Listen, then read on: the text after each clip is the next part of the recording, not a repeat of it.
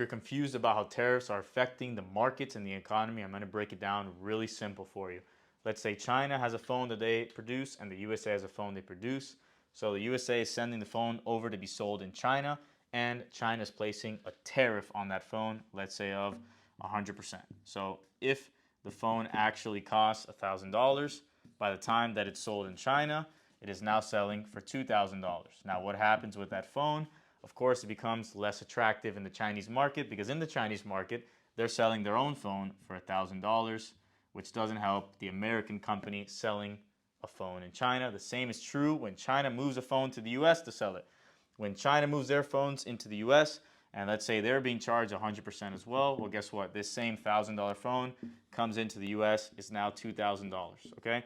So what is happening within the United States that's causing this market sell-off? Well, the truth is the fear is inflation. These tariffs are going to create massive inflation because when the United States is bringing in products from China, there's tariffs on them, like I just explained. So let's talk about a specific company.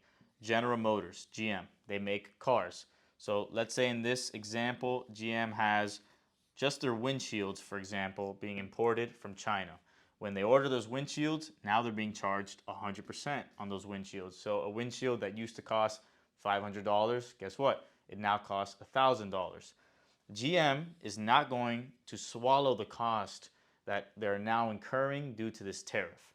What they're going to do is just add $500 or $1,000 to the price of this car. Essentially, this is going to be an artificial price increase on all the goods that American companies are making, but they're importing from China. So what happens? Everything in the market becomes more expensive. That creates something called inflation, which is the rate at which goods increase in price. If the American consumer can't keep up with the rate of inflation, then the Federal Reserve has to step in and try to bring the balance back into the economy. Now, after COVID, we saw inflation rise like crazy because the Biden administration pumped a bunch of money into the stock market and into the economy. The Federal Reserve began to tighten monetary policy, which slowly brought inflation down over the course of the 3 years after the pandemic. But now, with this artificial rise in prices, the Federal Reserve is going to have to make a decision. Do they try and fight this inflation, or are they seeing it as transitory? Are they seeing as a temporary increase in goods that will fade eventually?